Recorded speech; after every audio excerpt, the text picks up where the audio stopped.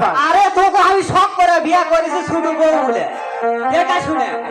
স্বামী, হ্যাঁ আসলে তুমি কি জন্য ডেকেছো একটু বলো তো। আরে ডাকিছি কি জন্য আমি সে কথাটা বলবো তো শুনবো তো।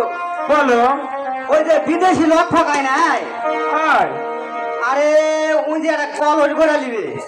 শোনো, হ্যাঁ আজ আমার বিয়ে না হয়ে কত বছর হলো? 36 বছর পার হয়ে গেছে। 37 করেছে।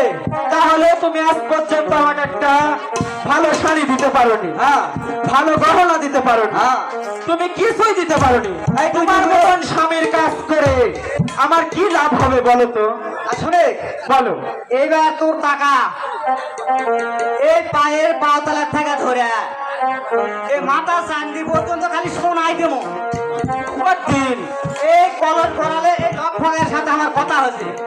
স্বামী, হ্যাঁ যা বলি তাই করি। এই হিন্দু সমাজে বৈশাখ মাসে চাক ঘুরানো হয় না। এই শোনে তো তুই ভালো কথা ঘুরাবো না কলস বানাবো?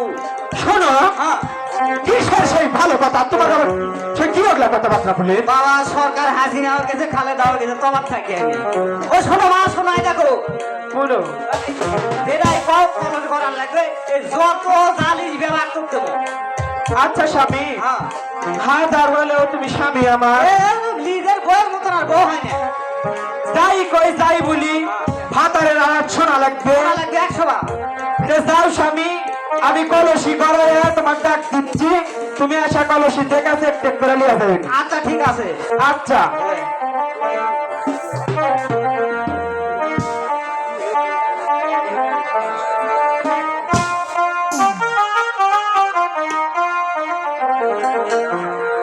ও কি কোমা আরে রে মাইয়া রা পায়সি গারে।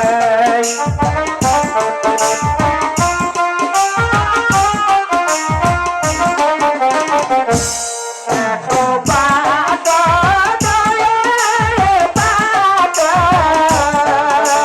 পাত বিনা হইল রে কি কোমা।